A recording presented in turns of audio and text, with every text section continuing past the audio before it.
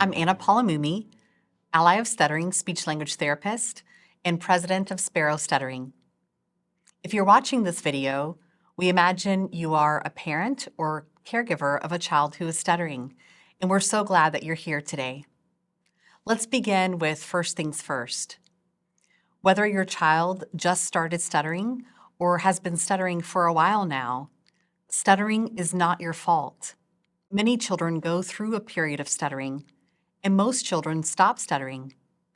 Fewer children continue to stutter, and that is often due to genetics, hereditary factors, the child's neurophysiological makeup, just like any other childhood condition that persists. The bottom line is, no one is at fault, and your child is not doing something wrong or shameful because they stutter. If you're experiencing anxiety, guilt, worry, distress, or even fear, those emotions are completely normal. It's difficult to watch our children struggle, especially with something as vital as communication.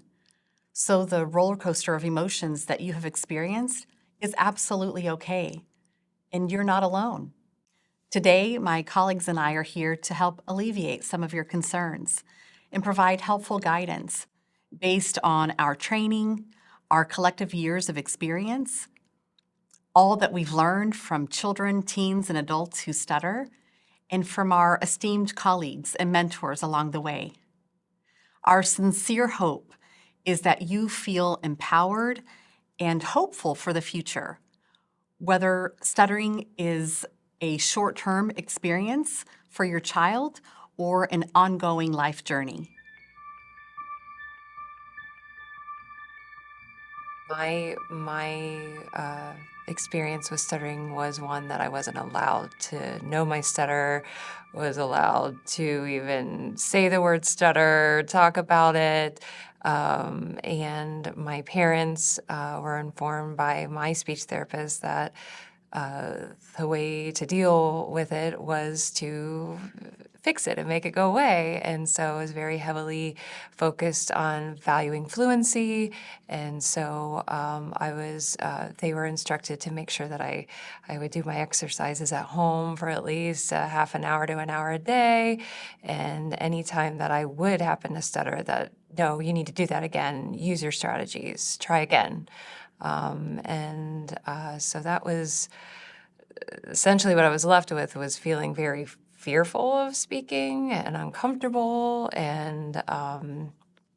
but I knew I was doing something wrong, because if I stuttered, well, that's not okay. So and so I had very caring, lovely speech therapists, but I was always left with the impression that I needed to work harder. I can be fluent if I work hard enough, if I just use that easy onset a little more next time, or make sure you're practicing it so it becomes automatic. And just again, but then I would try to go use those tools. I use it with every bit of my being, and they wouldn't work.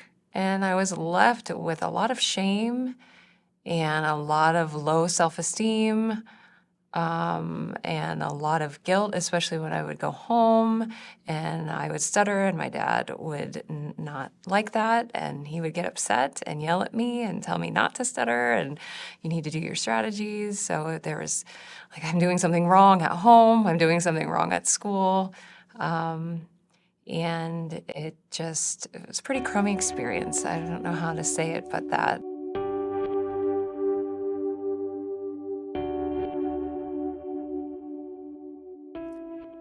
When the advice to parents has been to essentially encourage concealment, that has been problematic. And what I mean by that is, sometimes we might teach strategies that relate to easing into words, or using turtle talk, which is a slower pace. We might introduce these strategies or techniques, but oftentimes there's not a clear distinction that's made in terms of what would the intent of that be. And so almost automatically, the child perceives it as, I have to use this turtle talk, or I have to change the way that I'm speaking in order to not stutter. And so then it really becomes a way to avoid and to conceal. You'll see them talking less, you'll see potentially silence, you'll see that child maybe not being as bubbly or vocal or interactive because they are afraid to stutter. And I think that's where we've erred, is we don't really think about the fact that very young children aren't going to be capable of monitoring their speech in that way.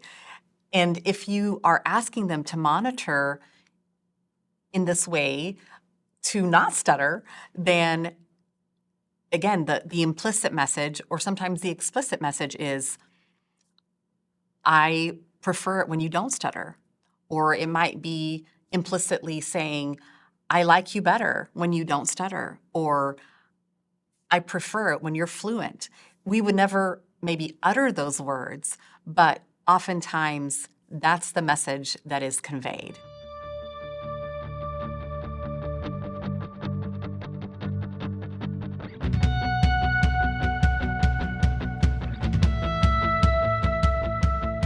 My experience of living with stuttering was total trauma.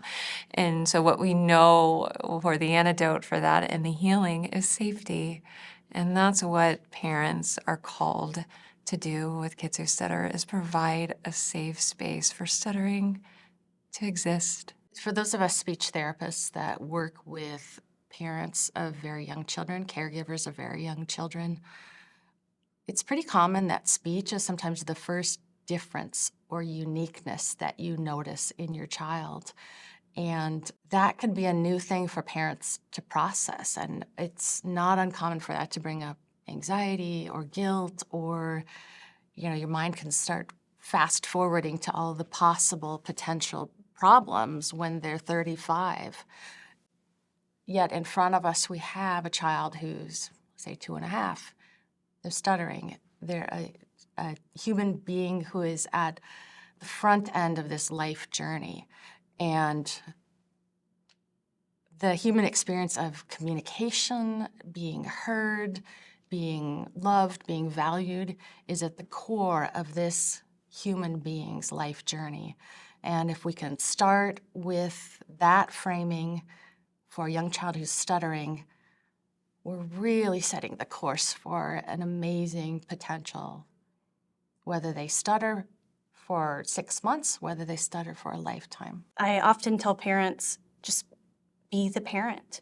Create that safe space for your child to stutter and be heard. In a world that's often unpredictable, fast-paced, and strives for perfection, you are that safe haven for your child. You are home. And what a beautiful gift to be able to give your child. That is what it's about, and their child can do anything.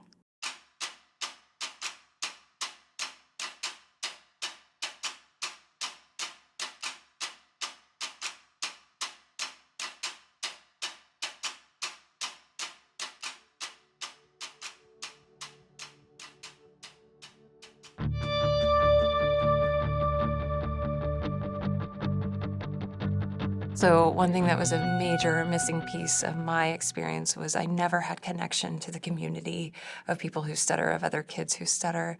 And if I could just tell parents out there, please connect your kiddo with the greater community. There's many organizations. There's Friends Who Stutter, National Stuttering Association, Space Community and Arts. There's online presence, Stuttering Association for the Young, just connecting them, even if it's like pulling up a YouTube video of from any of these organizations of other kids who stutter. I think it's so powerful. And also not only for the child, but for parents. There are parents out there of children who stutter that join these groups, and they are there as well. So parent to parent, you get connected to other parents who walk this journey alongside their child too, and know you're not alone. you know, and it's just really beautiful. It's a whole community that is waiting out there. The thing that I think is the most important in any work with any child and family is the work that we do in therapy to support communication. Your child has to know that they can talk to you and you will hear it, and you have to be supported to be in a brain space where you can listen fully to them and what they're saying. One of the best things a parent can do is just be in the moment, stay in the moment with your child, and be a good listener. Deep active listening skills, such as through eye contact, just head nods as your child is talking, getting on their level when they're talking, is showing that you're listening non-verbally. It doesn't need a verbal message in that moment, just taking a step back to listen.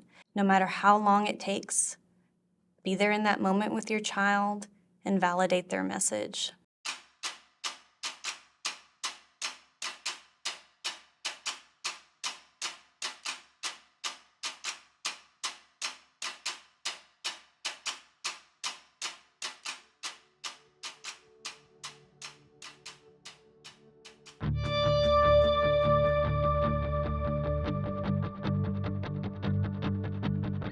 Every parent wants to control the things around their child that are causing them distress. And so it's really natural and loving to wish that you could control their negative experience of stuttering. But the piece of that is really wonderful and helpful to learn how to focus on is what aspects of communication your child is already doing that are working for them and that are positive, and to put your energy toward highlighting those. And even if it's praising their resilience and getting through a tricky moment of stuttering, to be able to say, like, that seemed really hard. I'm so glad you got it out. Reducing reactivity is huge, both from the parent perspective, but also the child. So if a parent is reactive to the stutter, then of course the child is going to pick up on that. And so helping parents not be reactive to that stutter, where they are able to maintain a sense of calm and maintain this sense of, no, it doesn't matter what I'm hearing. It's about the communication. It's about the engagement. It's about the interaction. If that's the mindset of the parent, more often than not, that's also then the mindset of the child, where they're able to just stutter.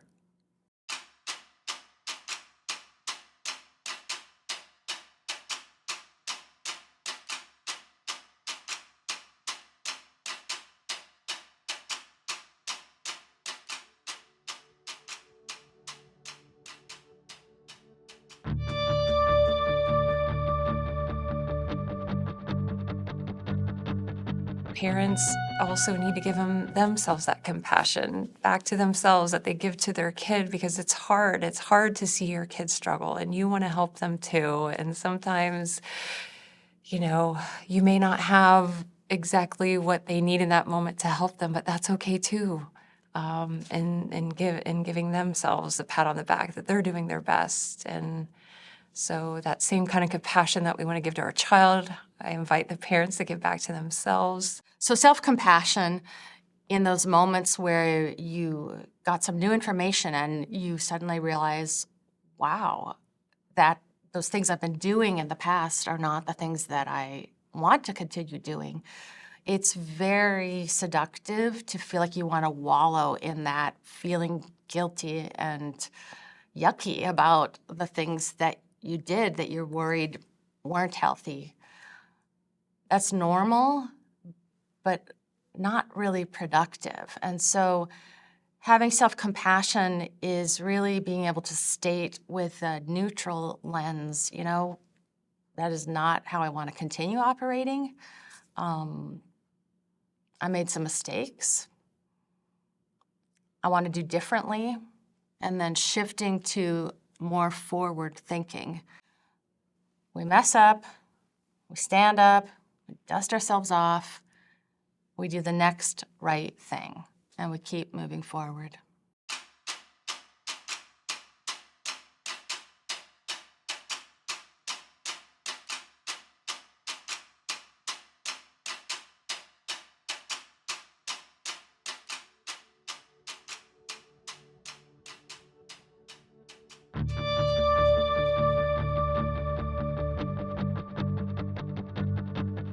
When parents see that joy in their child light up, they're holding their head up high, they are interacting in social situations with their parents, their friends, and the community, parents can celebrate that with their child because they are seeing, again, what truly matters the most, and that's communication.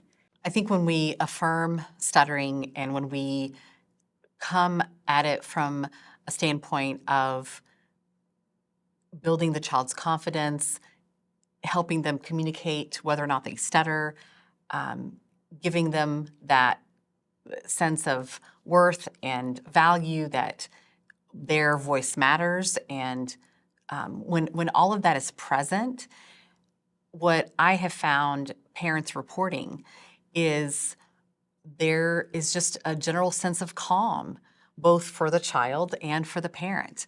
There is a sense of just enjoyment of communication where it's not about not stuttering or in some way controlling it, but it's about just having joyful communication.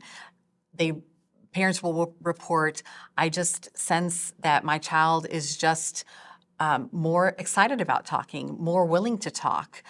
So those are the kinds of outcomes that we want to see. For the parent also, reporting feeling less fearful, less anxious about their child's communication. And that's huge because, again, a parent who is fretful and worried and nervous, and that's going to be projected onto their child. And so when they report, like, there's just ease, right? There's ease in communication, there's enjoyment in communication, there's this sense of spontaneity, there's a sense of, yeah, we're just talking because we like talking, even if we stutter, and that's okay.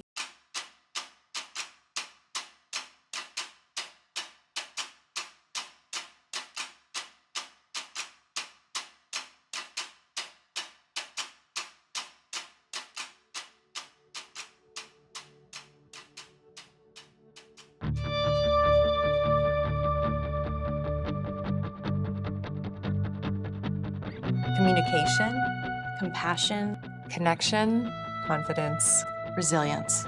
those are the outcomes that we're after, not necessarily outcomes tied to fluency or not stuttering.